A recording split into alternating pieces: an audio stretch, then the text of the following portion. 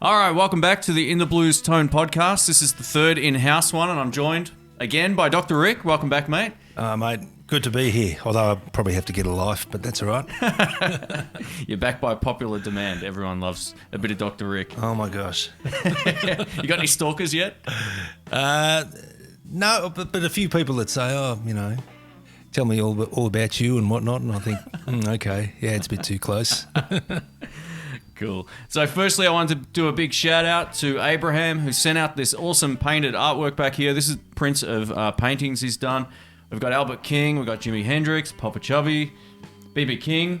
We've also got a Stevie Ray Vaughan guitar behind me over here, and also a Muddy Waters plate, which is actually a metal plate you can mount on the wall, but being that I'm renting, I don't think I'm allowed to do that here, but it's killer. So I wanted to just give him a huge shout out for sending this stuff out. This room needed a bit of mojo, and he's absolutely delivered. I'm going to leave a code in the description if you can't see this, and it's 30% off if you want to buy any of his stuff. He's an independent artist. I don't get commission for it. I just wanted to give him a shout out and a thank you for sending out this stuff. What do you think of it? Oh, they look fantastic. Really, really good. You can hear B.B. King's Lucille singing, crying. And it's pretty wild. Yeah, I really love this Muddy Waters one. Yeah, that's wild, awesome. Man. That is wild. Very cool. So I took some questions from YouTube today. I asked everybody, you got any good topics? Yeah. And we got a whole lot of cool ones. So I thought we'd take some community questions. And this first one could be, I reckon you've got some probably good experiences with this one, but it's, well, bad ones actually. It's called the worst live experience playing. Oh my goodness. Gee whiz, I tell you what. As you probably remember, most of my live experiences playing, there's always something that goes wrong. But, gosh, you know what? Can I think about it? Can you go first? Yeah. Losing a wireless pack mid-epic guitar solo at a festival comes to mind for me where, you remember that?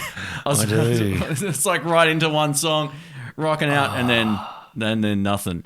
I've had actually one more that really, really just comes to mind as well was, we were doing this Channel 31 TV show years ago. They did a free to air TV show about music and stuff. Yeah. And I tried one of the new songs and I couldn't remember the words.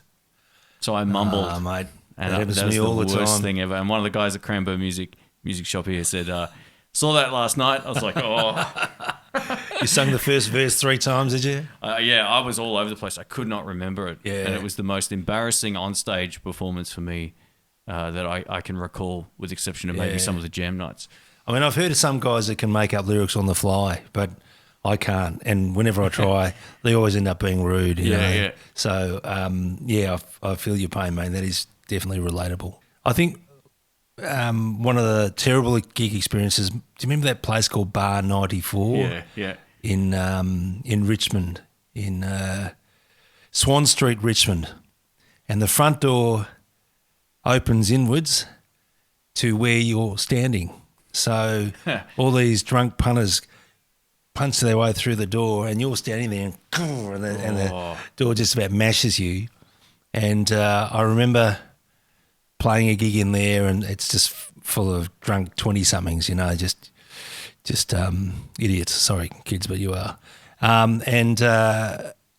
got home after that gig. It was a crappy gig and someone had poured their drink into my Telecaster, it was a rum and coke, something sticky terrible, and it had gone into the pickup cavity through the bridge, and I was so bummed because I thought it was a crap gig, crappy people, crappy sound. Remember the mixer desk was behind the bar, so you rely on the cokehead behind the bar to mix you. It was really crap. And then I get home and that was back in the days where you could still smoke and everything stunk of smoke. That was horrible. And someone had spilled their drink in my telly. So, it's 2:00 in the morning and I'm pissy as hell. And I thought, I've got to deal with this now because otherwise it'll just congeal. Yeah. So all the strings off, bridge off, pickup off. Wow. Clean out the cavity. It was unreal. So... yeah, that's one of the gigs that made me think maybe I'll just play weddings. Yeah, wow. It was a nasty old place to play, wasn't it? Terrible. I used to play there. I think the worst mistake I ever did was 3 weekends in a row. And by the third one, I just wanted to... And they weren't even interested in the music we were playing. It was as soon as ABBA came on after the gig, everyone would be like, yeah! Or whatever, or Bon Jovi or something. Yeah, you know? yeah. I'm like, why are you booking us at this place? But we played there for ages, and it was the smallest, most awkward stage. People would hit the mic. Yeah, that's right. And it would come in, hit you in the face. in your teeth. And I had this theory that venues used bands like us to launder money. Because because the punters weren't there for us. Like, I played at another place in Brunswick Street, and you play your blues and you're getting into it and whatnot, and all these people are like, what?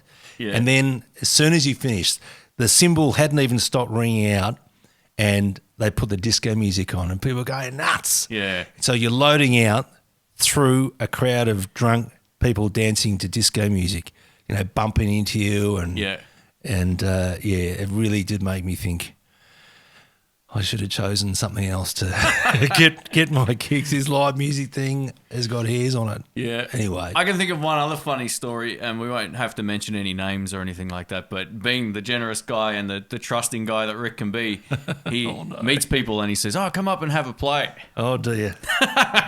So there was one fairly recent experience, maybe in the last year or so, that I wasn't there, but I heard about this to no end.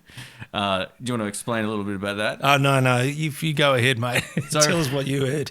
There's a lot of guys that talk the talk when they, about gear, and they, they might be right into it, but you get them in a live situation and they can't play. It's just the way that it is. Yep. And how well you play at home doesn't always translate to, I guess, how well you play out live either. Yep. But then there's also people who just shouldn't play live. I know that's kind of cruel, but this was one of those guys that Rick met. And he brought him up to the jam. And I think he said no matter what key you were in, you were screaming it out, we're in C, we're in or B or whatever. He'd be in G the whole time. Yeah, he played the same... He played in the same position on the neck for every song, regardless of what key it was in. So, we called him One Key Freddie, and it was jazzy, sort of. I mean, you know what they say in jazz, there's no such thing as an incorrect note, just poor note selection. Well, just every note he seemed to hit was a clunker. But that was a teachable moment for me. I think I just get so enthusiastic, and if people are into guitars and can talk the talk with gear and stuff, and know what sort of new old stock valves Stevie Ray had in his vibroverb, etc., then I figure, well, you must be able to play, and that ain't necessarily so. That is a non sequitur. Anyway, whatever. Yeah. Cool. Thanks for watching the In the Blues podcast. Subscribe for more episodes.